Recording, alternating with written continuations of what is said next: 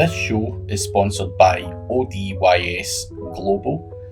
Make sure that you do sign up and get a free $100 bonus by checking out ODYS Global's Age Domains or Done For You affiliate websites.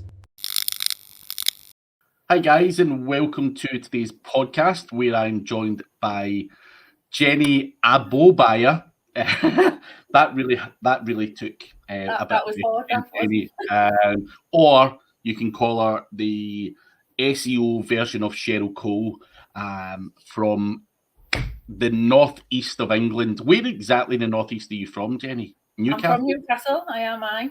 And you can tell. I don't even know why I asked that. You can tell it's just like Gaza. Gaza was a hero of mine growing up. It's just that Gaza type accent. It's proper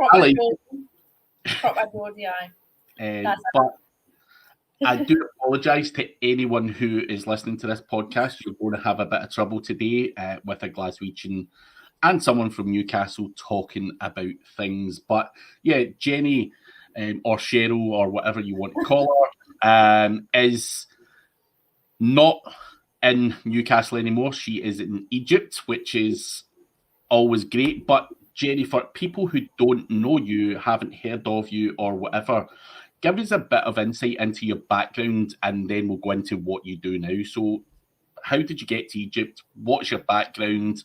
How long have you been in this industry for? Yeah, well, I actually used to be a professional dancer. I started out as a dance teacher when I was about 19. I opened a dance school. And I was working for the local government in Newcastle. So basically I worked with kind of underprivileged kids, and the government would pay me and then the kids would get to come for free. And that was kind of pre-London Olympics. So there was lots of kind of government schemes for anything that was sport and stuff like that. So I did that for a few years, and then basically the government decided they didn't want to pay for that anymore. So I was like, well, this is the chance. If I'm going to go off and do anything, this is the time to do it. So ended up going around the world dancing as a choreographer. So I basically packed a bag and buggered off to India on my own. And just got on a train and 3 flights, went to India, got picked up by some random guy, which makes us laugh when I say it like that now, and went off to be in Bollywood for a while, and then went off to America to be a showgirl and went all over the place, and then eventually ended up in Egypt. So I came here, 2013. And then, so I've been here since then, met my husband, had my daughter first, and I was singing and doing choreography and stuff. And then the Russian plane crash happened, so there was absolutely no tourism, no entertainment anywhere and stuff like that. So basically I was left. I didn't know what I was going to do. And I had a friend here who, she was working online as an editor. And she was like, oh, there's loads of people that are having, people who don't speak English writing stuff for them. And they just want an English person to read through it. And it's easy, no bother. So basically I got into it that way. And I started working as a writer. Because I've got fitness qualifications and stuff. So at that time, it was kind of pre-medic update. So there was absolutely loads of health and fitness sites who, especially even then, wanted someone who was a personal trainer and stuff like this. So started writing there, had a loads of clients through Upwork and stuff, just doing it that way. And then basically got a full-time job working on a fitness site for the guys over at Authority Hacker. So started working with them for a little while, and when I was obviously doing the site for them, I was kind of getting interested in the SEO side as well, because I was seeing everything they were doing with the affiliate sites and how they were, putting Authority Hacker together and things like that. And at the same time, I had a lot of old clients kind of coming to us and being like, please come back, do some work. And obviously I couldn't manage it all myself. So there was a lot of other women, especially like foreign women here, who were basically in the same position. They'd been working in hotels as kind of guest relations and all of these kind of things, or working as teachers in the schools, and they just it had just all stopped. So I was like, there must be some other English women here who I can maybe, train up and let them do the stuff for the other clients. And that's basically how it started. So then that essentially turned into an agency, started a content agency when the guys from Authority Hacker decided to kind of focus more on that, and the medic update happened, so all the fitness sites kind of took a downturn very quickly. So I basically used that opportunity to say, right, I'm gonna go for it and start the agency up. So started up the agencies, kind of just content, but I made a very conscious decision early on that I was going to just work on affiliate content. I didn't really want to be doing blogs or business for business sites and all this other stuff, because obviously when you're doing content for affiliate, it's very different. So I wanted to get the SOPs and everything in place for the writers to be able to train them myself and not confuse them by doing too many different kinds of things. And I didn't really want to be one of these kind of jack of all trades that doesn't do anything particularly well. I thought, I'm quite strong on not spreading yourself too thin. So I wanted to kind of do that and do it right, and just basically built it up. And then just over time, once we'd got one service in place, like with the content, had all the SOPs there, had built the team up, everyone knew what they're doing, then start bringing in service by service, so that eventually come to where we are now, we ended up being, a full service agency for affiliates that could go from A to Z, basically take a site from beginning to end. And then that's kind of what we've evolved into now, is, building sites for clients, ready-made sites and stuff that they can just take and get started on the right foot. I think it's a wise move, and it's a good journey, doing this stuff. So obviously you've got a lot of different things on. How many staff do you have under you doing all of this stuff? We've probably actually got less now than we used to have since COVID, because pre-COVID we had about 40 writers and editors on their own, but most of them were only doing 2,000 or 3,000 words a week or whatever. And then when COVID happened, we kind of had you had one set of people either were in a position where they had their kids at home or whatever, and they just couldn't work and they needed to step away. And then you had the other people that they had lost a lot of work, so they wanted to kind of drill down and get more. So it was just a kind of natural transition, really, to take people more kind of full time. So in the content side, we've probably half that now. We've got about 20, 25, I think. And then I've got 3 or 4 managers underneath us, all women. 80% of my staff are women. Probably about 75% still live here. So they're all expats, obviously living anywhere in Egypt, whether it be I'm in Sham, but there's people in Dahab and Luxor and all the touristy places. And then I've got a couple of assistants on the SEO side. I've got a graphic designer, a website designer. So I mean the content team's always been the core team, but then we've got, like I say, little bits and bobs that cover everything basically. So I probably about 35 or something total now across the board.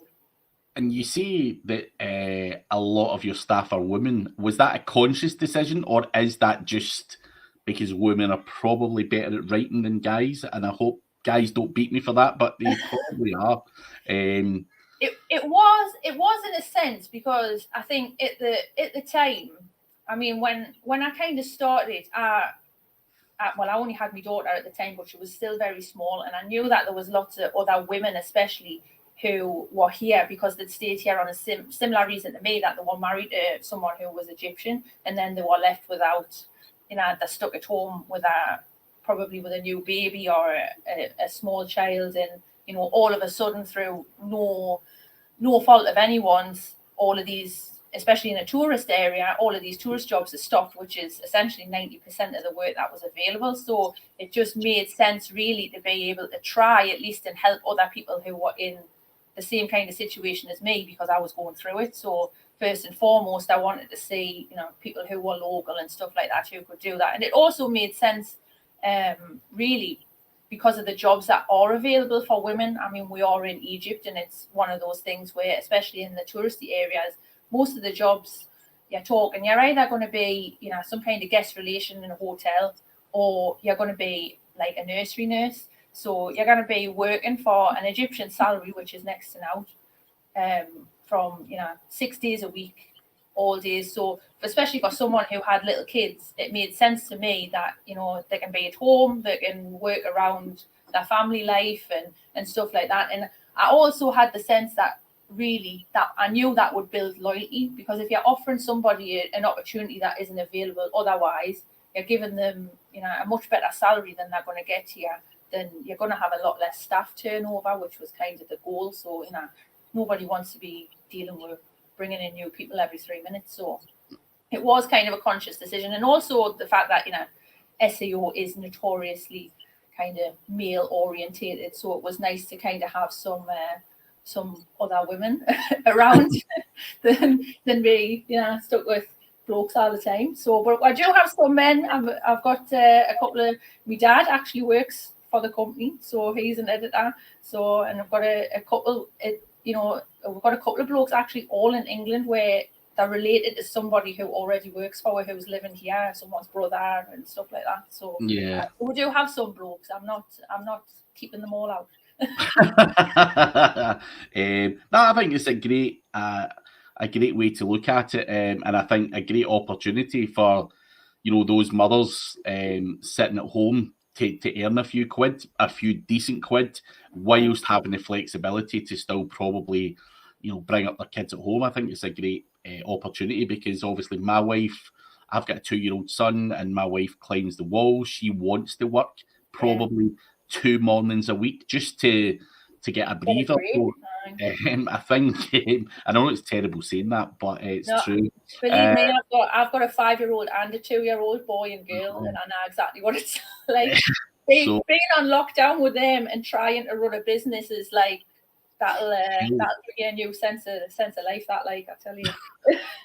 But that all sounds very good, and a great opportunity for those people. But having a look at your website, which is clevertouchmarketing.com, if anyone wants to have a look at Jenny's website.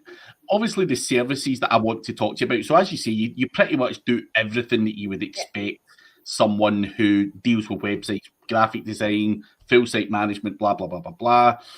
But you said earlier on in the conversation that you wanted to very specifically focus on affiliate websites, obviously with your background helping the Authority Hackers guys, doing that. And obviously we spoke off air about affiliate, and obviously we've been in SEMrush and everything before, and I think are we due to speak about affiliate on SEMrush as well, or are we not the affiliate one in May? So obviously affiliate's one of your passions, and obviously working with those guys at Authority Hackers, Mark and Gail, clever guys doing great stuff, and make perfect sense to niche down into affiliate websites only. I think too many people think they can go in broadly, to SEO, but I think really become a specialist in affiliate marketing content is a great thing to have, because we all complain about content writers. If you look at any SEO guys' Facebook feed or whatever, they're just like, man, who's a good content writer, blah, blah, blah, blah, blah. I can't find no one that can work at scale, and people that are sloppy and all that stuff. And obviously you've got the SOPs and everything nailed down. So I just want to talk to you about the content services that you do offer for affiliates. Now, on your website, it's saying you obviously do your keyword research, blah, blah, blah, blah, blah. You use Surfer and all that kind of stuff as well. Now, using Surfer is a basic thing that many people are not doing. Now, for me, I don't know why people wildly go out there and just say, right, to someone like yourself, right, Jenny, I want 20 articles, they've all to be 1,000 words long, blah, blah, blah, blah, blah. I mean, how does it work? What is your way of working this? Do you do the research and say, this article should be 2,500 words, this one should be 800 words, blah, blah, blah, blah. Do you take control of that to the average guy, or how does the process work there when they're ordering? It depends. That's a typical SEO answer, isn't it? It depends. But it does depend on, obviously, the type of service that we're doing. A lot of the clients that we tend to work with, we are doing kind of everything. I think that's the main reason why we're kind of branched out from content, was just because it made sense for our clients, because the clients were like, oh, do you not do anything else? Like, I'm trying to find a link builder and blah, blah, blah, and I'd rather just have one person to do it all. So obviously, if it's someone that, we're working on all kind of aspects of the site, then yes, me or the team or whatever. I mean, these days I don't really kind of deal with the clients. I just oversee everything and make sure things are being done how I would do them. But yeah, so we would kind of oversee that from the beginning, from right from the keyword research through to, because right, 100%, it absolutely drives me crackers, to be honest. Like, there's just, when you see people ordering content with no kind of, just not even your keyword research, but even just who says that this content should be this piece of this length, this where are you getting that figure from? So we specifically, I mean, I think we've been using Surfer longer than most of the other ones that also offer it. We've been doing it for quite a long time now, the Surfer. So because really that just made sense. I was using it for the stuff that we were doing for our website and stuff like that, because before there was Surfer, we had to do all of that ourselves. And I'm definitely one for working smarter, not harder. So anything that can save me spending time comparing the top 10 articles in the SERP to find the average keyword density and length and all of this rubbish, then like it just makes sense to obviously use that. So I mean, we now, all of our staff are trained. We actually use all the different ones. So we'll do Surfer, InLinks, Market Muse, Phrase, all of them. So depending on whatever the client's already working with, just to make it easier for a transition, especially if they're coming to work from, had content somewhere else or whatever. But yeah, so with the process, usually it's just a case of, we've got all our own SOPs, and obviously, as I said, I did work with the guys at Authority Hacker before, and a lot of people come to us from the Authority Hacker course, so they're wanting to follow their instruction essentially. So a lot of our SOPs are built around the same kind of philosophies as their course. So we have those in place, and I'm not the kind of person that's like, this is my secret sauce, I'm gonna keep it to myself. So our SOPs are open to all of our clients. We've got copies of all our own internal guidelines and stuff for content. And actually, when we're on board a client, we give them kind of like example guideline structures and stuff like this for all your different types of content. So like your versus reviews, your roundups, your info content and stuff like that. So then basically the clients are kind of welcome to, if they want to give us the keyword that they're wanting to go for, and that's all, and let us get on with it and do it the way we know how to do it, then we'll do that for them. If they want to be more involved and they've got specific guidelines they want to follow, or specific tone and things like this, they're also welcome to let one know, and we encourage that, obviously, because we want to get it right as quickly as possible for everyone. So it tends to be a case of the writers they'll take the content, they'll do it with Surfer or InLinks or whatever. And then we've got a team of editors as well, so they'll edit it and check that everything's right and check it through Surfer, everything's meeting where it should be. And then if it's like our top level content, that's basically all your bells and whistles, if you like that. That then goes over to a graphic designer who takes kind of the top points from the article, and they'll create an infographic for that, and they'll put that in there, and then we'll send that over to our WordPress assistants, who then upload the content directly into the client's site as a draft. So if if they want custom product boxes and all this kind of thing, we'll do all of that stuff, and then basically the client just has to check it, say yay or nay, and that's it, done.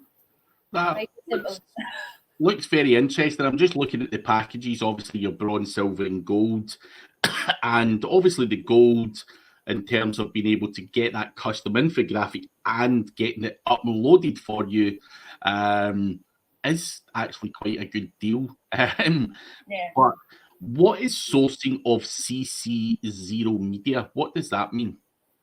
Basically including your free pictures, but they're not like your paid ones from, you know, like any of the kind of paid stuff, just your basic copyright free images. So all your images will be included, and then like obviously if it's a top level one, then it'll have your custom infographic in there as well. But you know, we'll make sure we include your feature image and any relevant images and stuff like that, because we felt like we had to detail it, because apparently some people don't do that. So yeah. Listen, you've got to make these points clear. Let's just be very specific. You only do content for affiliate marketers. You do not do it. So if someone's got an informational website, you ain't interested. Nah, nothing. We'll probably turn more people away than we actually take on most of the time, to be honest, because I'm a firm believer that, you know, like, I mean, I've been running businesses since I was 19, which I'm not going to say how long ago that was, because I'm going to continue the illusion that people think I'm younger than I am. But it was a long time ago. So I'm a very firm believer of, like, you know, you can't please all of the people all the time, and that's just giving everybody a headache. It still happens when you get clients, you can't help it, but you know, for the most part, trying to make sure that before you go ahead, this is going to be a good working relationship for both ends, makes sense. So, you know, I'm happy to turn someone away and say, I'm sorry, this is all we do. The only time where there's kind of a cross section is we do have some clients who have like e-commerce sites, and they've started to want to kind of make like a hybrid e-commerce affiliate site where they want to put on some more kind of affiliate content. As long as it's still considered affiliate content, then, you know, we're going to do it that way. But yeah, other than that, I mean, I made a firm decision early on, really, as well, just because I really didn't want to deal with headaches of having to try and get clients that didn't understand how important SEO was or why they needed content, you know. So I was like, at least people who are doing affiliate, they might not be able to do it themselves or have the time to do it themselves or whatever, but at least they know they need it, you know. So just made it. Again, it's a great point you make. You know, most of these affiliate guys that I know personally know they need it, they just can't be asked doing it, and you know, they know what they need, and they're prepared to invest in it. So I think it's a perfect angle. But for your other services, obviously you've got graphic design and all that stuff. Again, if a random person just came saying, can you design me a new business logo? I take it that is not what you do. Is it purely graphic design, infographics for affiliate marketing? Yeah, and we do logos and stuff, but that's for when we're building sites. Like we're done for you packages and stuff like that, where it includes, we'll do all the branding. So we'll do the logo, we'll do, you know, your headers for social media and all of this kind of stuff, but it's within the package and within the affiliate side of things. So it's basically just to have everything there for anyone who's building a site, essentially. Because because we've kind of, you know, had this kind of long-standing partnership, if you like, with Authority Hacker, because they've always recommended with our content. A lot of the people coming to it have always been people who are just starting out. And the one thing I see, which is probably something you've seen a million times as well, as an SEO, you know, whenever I do an audit and stuff like this, it tends to be that the foundations just haven't been done right. If they get to a point where it's, you know, it's at a standstill and they kind of figure out why, for me, it's just always that foundation is not being done right.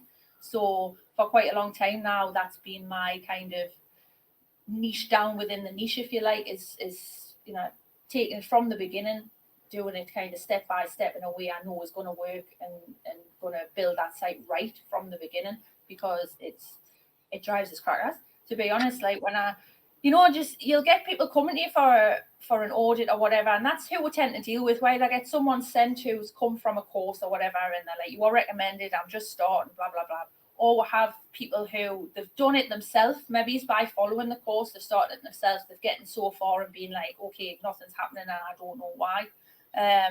But what tends to frustrate us the most is usually you see these sites and I'll audit them, and straight away I'm just like, head in my hands, there's so much wrong with this site, but they're making money. And that's what frustrates us, because they think they're doing all right because they're making money, they've got their display ads, they're making their affiliate commissions and whatever.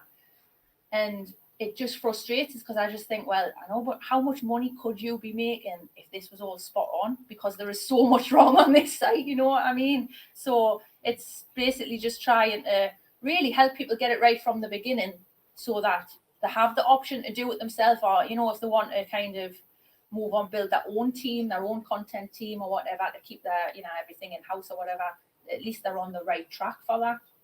I think you're 100% right in what you say. Half of the people I ever speak to that come for advice, the basics are not done properly, you know, or even the platform their website's on, it's just not the right platform in terms of having the best SEO and stuff like that. So I think doing the basics is something that people often miss. They focus on, you know, a lot of other things, like they start looking at CRO, for example, before they've even get content on their website and stuff. They're like, yeah, I put this, done that. And you're like, what the fuck? You know, why are you not heavily investing in for me, content's always got to be, other than a basic, clean, well-designed website. I think, you know, the content strategy is the first thing I'd be bolting onto anyone's website. But when you get them, you're just like, mate, what is this? Like, what is this content?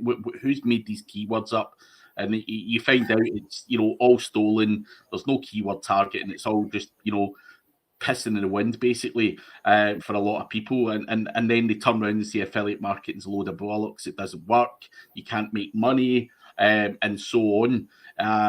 And, you know, I think sometimes it's a great option to be able to just go to someone who does it time and time again, to start with those foundations. And then if they do continue to invest in content, in links, in whatever else they do, they will get closer to making that money. But again, it comes down to laziness. I don't know how many times I've started an affiliate project and you're just like, oh, fuck, I can't be bothered. You know, you run out of steam. And that's where I think sometimes the way I now have to see it as a money investment rather than time investment from me. And that's where I think people like you come to the top. You know, you're just looking for someone reliable who can churn them out, and do what they do every day, rather than go to a random WordPress designer who doesn't understand affiliate and doesn't understand SEO that well.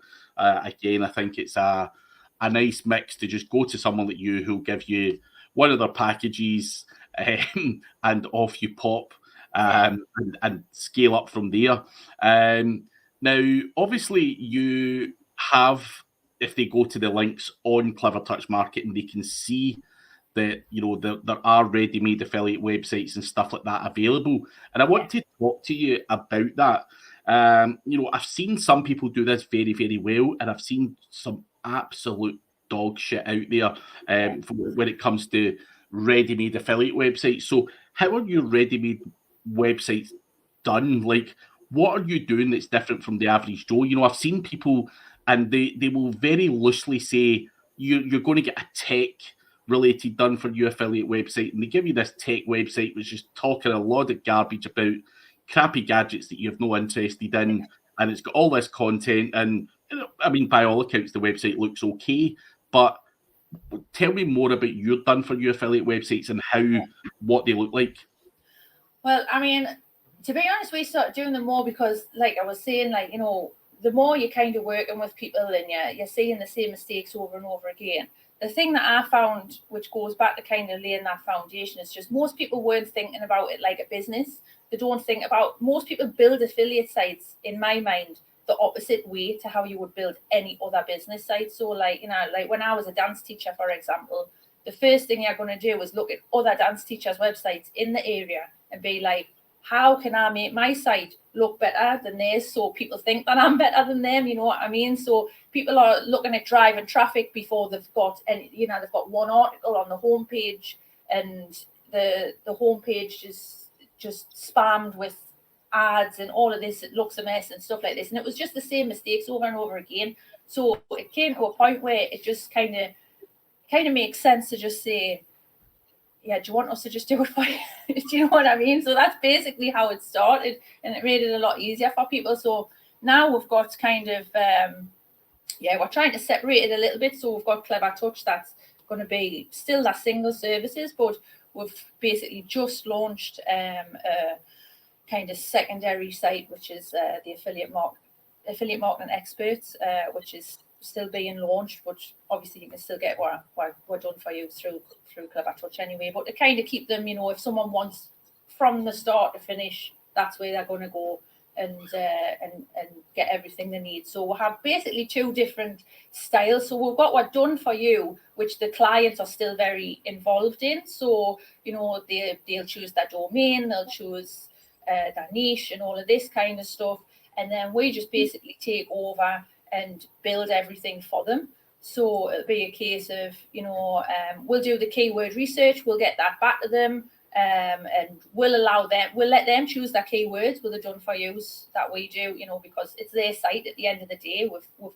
We do enough keyword research to keep them going for quite some time. So we'll let them decide which way they want to go, but we'll lay that keyword research out properly in terms of like silo structure and stuff like this on what's going to be optimal for that niche. They'll let us know that, and then basically the graphic designer will go ahead and they'll do all the branding and everything.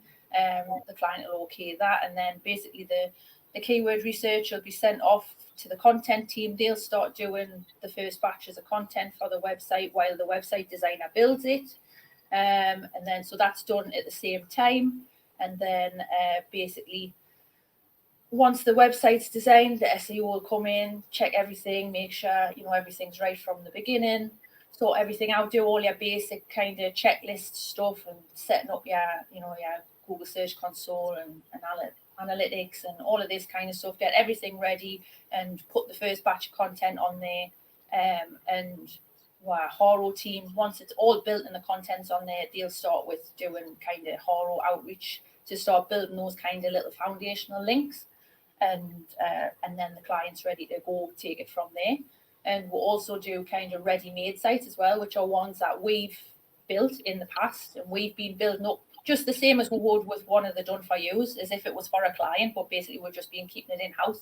And we tend to build those up so that basically they're getting a little bit of DR, they're getting a little bit of traffic, not a huge amount, just like a starter site.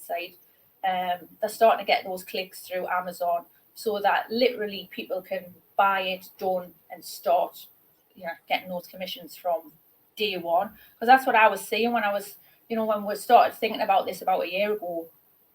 A lot of the ones that I could find that were doing kind of these ready-made sites, to someone who's less experienced as a client, for example, would probably look great. But a quick look on Ahrefs, they're saying it's not got no keywords, got no traffic, there's no DR. It's just being a template site shoved on, any random content, 10k or whatever, shoved on and then left, and made it, there's a great landing page with a sales pitch of how they'll start earning from tomorrow. But realistically, they're still in the Google sandbox, if you like, and they're not going to get anywhere. So with ours, we'll try to we nurture them in house, and the plan is that as the affiliate marketing experts site evolves, that basically we'll have kind of this kind of every 3 months, every 6 months, whatever, have sites that were released to the clients, if you like, to be available to buy, because at the minute we're busy building them up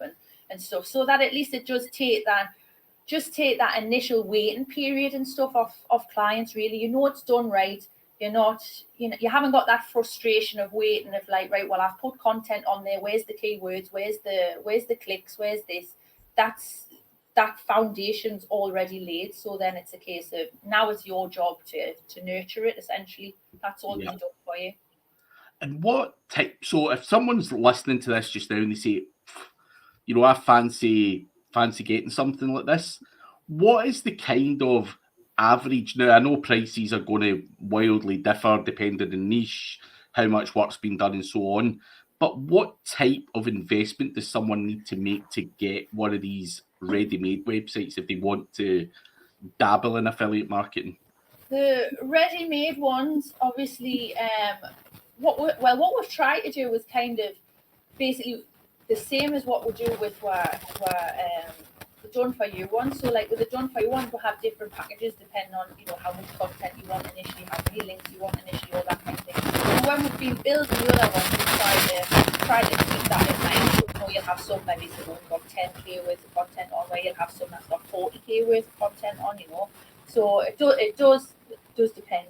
But yeah, I mean, some of the cheapest ones, you're looking at anything like 2.5, 3 grand, up to about 10 grand, depending on whether it's been built on, you know, an age domain, an expired domain, a brand new domain, whatever. You know, all of these things come into play. How much content it's got on, how many links it's got on, and stuff like that. So yeah, but I mean, regardless, significantly less than someone would probably spend doing it themselves. That's the way I've tried to do it, you know, because I see people time and time again, they're spending 20 grand, that site's not finished, it's not getting anywhere. So, like, because they're going to different people who, there's, you know, not that every freelancer isn't doing a good job, but it's much more difficult if, you know, your content writer team has got no communication, has no idea what the SEO people are doing and stuff like this. So that's when you tend to get, you know, you're just shoveling out money and shoveling out money again to fix stuff when it goes wrong. So it's just a case of, you know, it's an investment up front, but if you know that stick a batch of 20k words on there and you're going to take off, then, you know, that's going to save you probably more headaches and time. That's definitely worth the money. Exactly. As you say, some people end up spending a lot more and not getting a good job done because there's that lack of you know, the same type of people with the same methods doing all of the work, which is absolutely horrendous. But over and above that, before we do wrap up, we spoke off air about you wanting to do more in your own affiliate websites and all that kind of stuff. Obviously, you've done it for other people. And obviously, you want to do affiliate marketing yourself. So what is your goal for the next few years? Obviously, you've got your agency and you're going to continue to do that stuff. But what is your aspirations? Like, do you want to move to full-time affiliate yourself, or, you know, how do you see yourself going forward in, like, say, 3 or 4 years time? Yeah, well, I mean, I think lots of people always ask us because you know, especially anyone who's worked with as clients and stuff would know that, you know, a lot of the clients we'll work with, we're building their sites up to kind of 6-figure level and stuff. So I do get asked all the time, you know, why are you doing client work? So, but for me, you know, there's something about I don't know, like I said to you before, I don't know if it's the teacher inside of us or what. There's some kind of, you know, more kind of satisfaction doing it that way, sitting with someone and, you know, giving them that kind of step by step. Here's what we're going to do. This is what's going to work, and that kind of excitement that you're getting from the other person as well, because, you know, they've maybe felt stuck or they don't know what they're doing, and you're giving them that little bit of confidence that, like, right now I know, now I've got that get up and go to really get it done. And there's something about that I really like, which is why I'm trying to free up more time to do more consultancy work, because at the minute I've just got no time, so I don't get much of it done. But that's kind of, so we've got obviously Clever Touch, which is kind of our single service, but we're trying to move away from there a little bit in terms of, you know, we've got our team there, so that's why we're trying to evolve that more and using the team and building these ready-made sites and the done for you sites, so that, like, basically just helping people get off on the right foot essentially to start. So obviously the affiliate marketing experts is the initial site's up, but we're going to make that a kind of members only site, so that it's, you know, not just anybody can come in and pick anything up. So that's going to be launched in the next couple of weeks, and then from there we're looking at building that out with a load of free courses and resources and stuff for the members, so that, you know, you're getting a kind of all-around support system as well to take people further forward. And then, like I say, hopefully that'll mean that I can free up more time and focus more on doing the consultancy with people, because that's, you know, that's where I like to spend my time helping people and sitting having a chat like this, and like I say, like giving someone a plan, or even sometimes just, you know, thinking of things that they hadn't even thought of, like, obviously because I've come from a fitness background, things like other ways to monetize that on Amazon, how knowing the ways that you can do your fitness programs and just having those connections and stuff like that.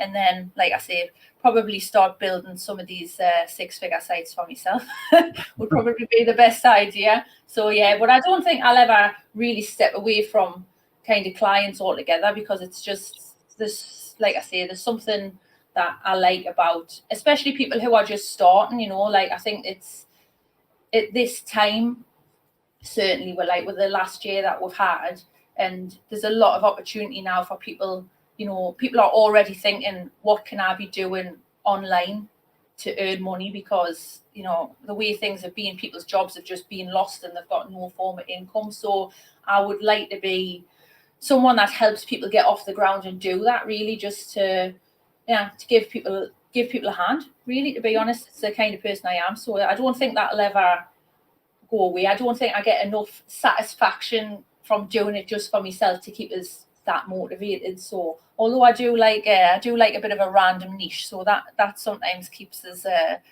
motivated. Like when you get these niches like pet cemeteries and stuff like this that you've never heard of. So yeah. Well, here is a good question.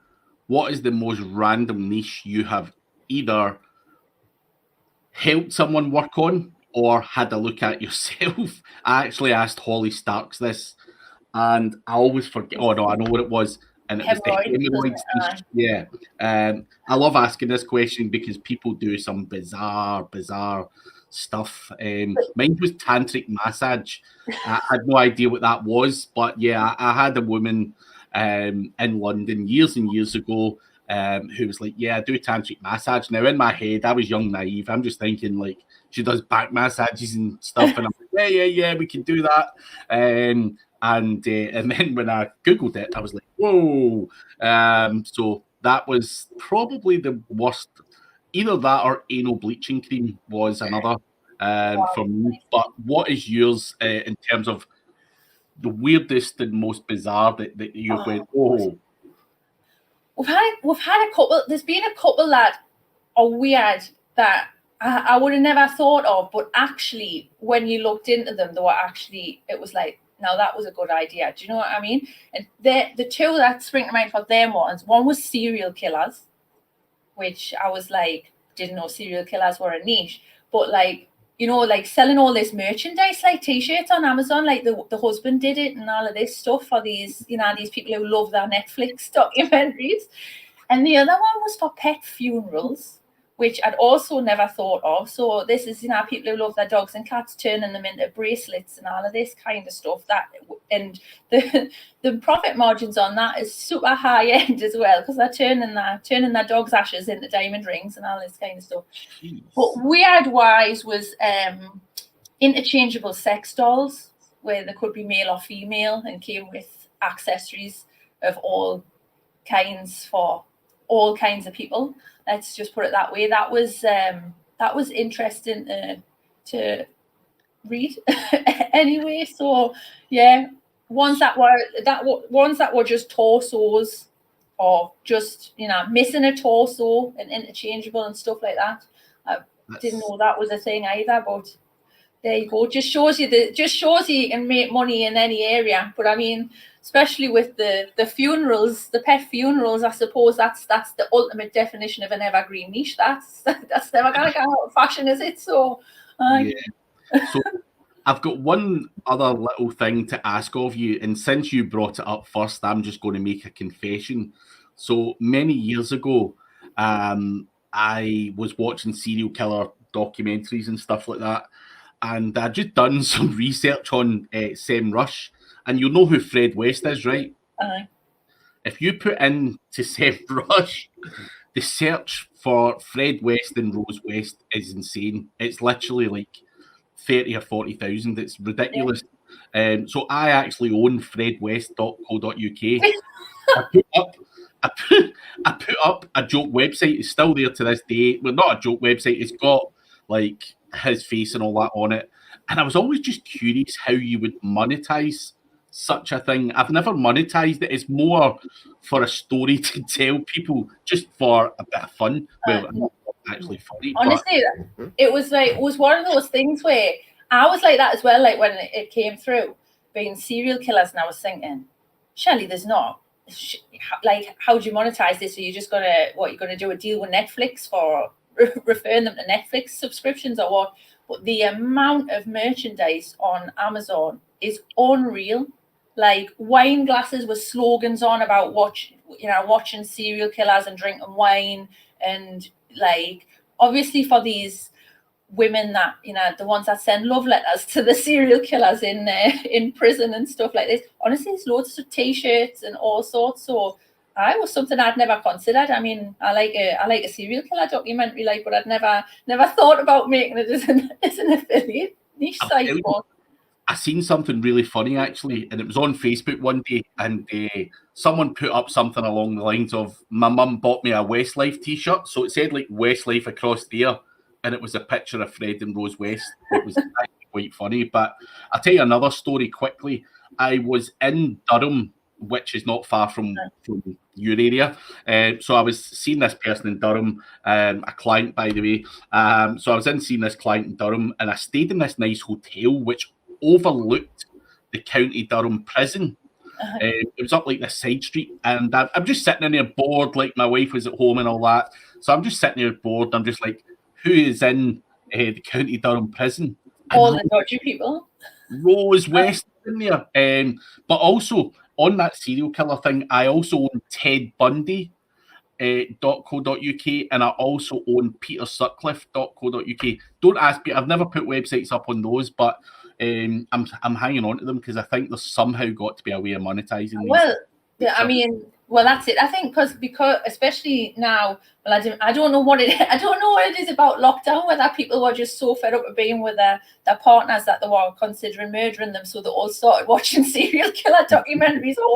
But like Netflix started churning out, churned out the full series about Ted Bundy and all of this, and so like it's probably a good time to get in on it, to be honest. Like, but obviously there's all the books. They've all released books from prison and all of this stuff on Amazon, so people are getting their commissions on their killing diaries and all of this kind of stuff. So selling Amazon Fire Sticks so people can watch the documentaries. There you go. I've got to look at everyone. There's got, as I say, I'd love to do a talk one day in affiliate marketing and just show something like the Fred West website and just say, if you can make money with this, you can literally make money with anything. So if you ever do see an order dropping in Fred West type stuff for some Fred West content, that'll be a lovely infographic. I'll get the graphic designer to knock you one up just to, as a sample. A laugh, yeah. But I think with the search volume, as I say, was massively appealing, and it was just for a bit of fun because I was talking with friends about it, and I knew one of my friends was going to dive in and grab the domains, but I beat him to it. So yeah, I'm going to do something. Well, I mean, that's the thing that I talk about quite a lot when it comes to keyword research. And I mean, when I did the Mastery Summit just a couple of weeks ago, and it was about content and keyword research, and one of the things I always say to people is looking for, what I would consider outside of the box keywords, because there's so many keywords that, you don't necessarily think of straight away, but have huge search volumes. And because people aren't thinking of them, they've got such low keyword difficulties. It's so easy to steal that traffic. I mean, when I was doing the summit, the example I used was doing like fitness sites, and you get all these fitness influencers who, the only thing that's on Google for them is their Instagram and stuff like this. But so the keyword difficulty for, their name is something like 3, and then they've got like 83,000 searches a month. So I'm like, shove an athlete's bio up, telling them all about it with an example nutrition plan or something like this. Find some way to utilize that keyword, and you'll be laughing. Essentially, stick in a call to action to your own nutrition plans, whatever, and just find a way to utilize that traffic, steal it. That's the best way to do it. There's nothing wrong with doing a bit of stealing if someone else is too naive to make sure that they rank for their own brand name. Then Well, I mean, to be honest, that's because the affiliates getting so saturated. That's really the way people have got to start thinking about finding these kind of keywords and going with that niche, possibly because of that, because there's that option to do that, rather than being a small fish in a big pond of a well-known niche. Get something that's a little bit random, probably a little bit more interesting and keep you motivated now. As you say, you've got to just think outside the box in this day and age, and try and figure out angles that you can go in at to get some of that traffic. And there's plenty of angles out there. Some are not morally right. Some are fine. Some are whatever. But yeah, you've got to be prepared to do what you need to do to make money online, which I think a lot of people don't like to do, especially affiliates. They're just like, I don't want to get into trouble for this, but yeah, you've got to have a certain type of mentality where you're just driven and say, fuck it, I've got food to put on the table, and I don't give a shit. And not condoning you go and steal someone's stuff, but you've got to. I mean, I'm very much of that mentality as well. I mean, I know you get a lot of stick for like doing black hat stuff and stuff like that, but the thing that makes me laugh really is when I say this to clients all the time, when they come to us and they'll say about doing white hat link building on a website that's got zero traffic. And I'm just like, you do realize that Google doesn't consider anything white hat. Just because some SEO at some point has coined that white hat doesn't necessarily mean that's the case. So it's more of just a case of what you're comfortable with doing to make your site ahead of all, which at the end of the day, everything you're doing is to beat your competition. I don't care what anyone says. Like, personally, I don't work with PBNs or anything like this. But, at the end of the day, even if you're just trying to outrank somebody else, regardless of what method you're using, that's what you're trying to do. So to be like, if I use a PBN just to get ahead, like, well, you're trying to just get ahead regardless of what you're doing, really, essentially. Even if you're just buying guest posts, you're incentivizing links to get ahead. Whatever helps you sleep at night is fine, but like, to be realistic about it. So it's more, to me, I don't really think there's, other than, like you say, hacking somebody's website or doing something completely really dodgy. But in terms of the white hat, grey hat, all of this kind of thing, I think it's more just, what you're comfortable, what you want to do, what you're comfortable with doing, what works for you and your site and your niche. And that's something that really you have to think about when you get started, that, that's another part of laying that foundation. You should be considering these things before you start, not getting halfway through and realizing that, the only way you're going to beat a competitor is to do something you're not comfortable with or whatever. So yeah, that's it. You've got to do what's comfortable for you, but you've got to push the boundaries. But on that note, Jenny, we will wrap up. But if people do want to get in touch with you, whether it be for consultancy, whether it be for content or whatever, how are they best getting a hold of you? Yeah, well, Clever Touch Marketing is one main kind of single service website. So, your content, all that kind of stuff. We've just set up the affiliatemarketingexperts.com, that's going to be where we're going to move all the kind of full package services over to there, just to keep the single services and the full packages together. And SEO with Jenny, you can book some consultancy. I went with that because I thought nobody is ever going to be able to spell jennyabuabaya.com. So SEOwithjenny.com seemed like the logical choice. So so any of those, you can catch us over there or LinkedIn or whatever. So I've got one last question. What was your maiden name? Gallagher. So why did you not just go with that? Because actually my full name, I kept my maiden name in the middle. So my full name, which here legally, if you have to sign any legal document, you have to write your full name, and writing Jenny Gallagher Abuabaya 27 times is possibly the worst decision I could have made. But I decided to keep my dad's name because he's the last bloke. But basically, because I used to be a dance teacher and a dancer, like anyone Googling Jenny Gallagher would have found, show reels and audition tapes and stuff like this. And I wanted it to be very separate from the dance side. I wanted people to, that's not what I do anymore. So it made sense to kind of go with me married name. But like I say, we're just going to aim for enough hashtag SEO fame to drop the last name like Cheryl and just be just Jenny in SEO. Just Jenny. And people know who they're talking about. That's Jenny. Yeah, you should do that. But yeah, if you can get anywhere close to building a brand like Cheryl Cole has, then you'll be doing all right. Yeah, exactly. You'll be able to own half of Egypt at that point. So that's certainly no bad thing. One other thing, where is your tan? Based in Egypt, what's happened to the tan? Like, you look white. I am. I'm really white considering how I used to be when I was a dancer. I was like very dark. No, but I just, when you live in the sun, kind of sunbathing is not really as appealing. And I would like to not look 65 at 45, which if I spent all day in the sun, because it's, it gets up to 50 degrees here, that's exactly what I would look like. So I decided like it's probably better to not sun worship when you live on somewhere that's hot enough as like the surface of the sun. So and plus I'm on a computer all day, so that's not a lot of time. Go out at night, like a vampire. I just love this, and I'm just massively jealous. I keep telling you, man, the prices of it. It's, you need to get yourself. You'll be living like a billionaire over here for the price of a 1-bedroom flat in Glasgow.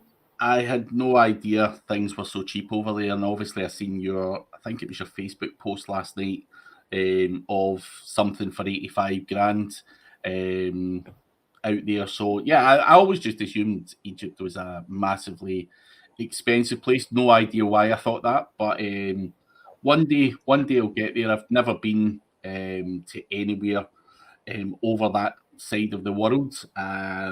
I actually have family that stay in South Africa though, Cape Town. So but never been to see them. They've always came here.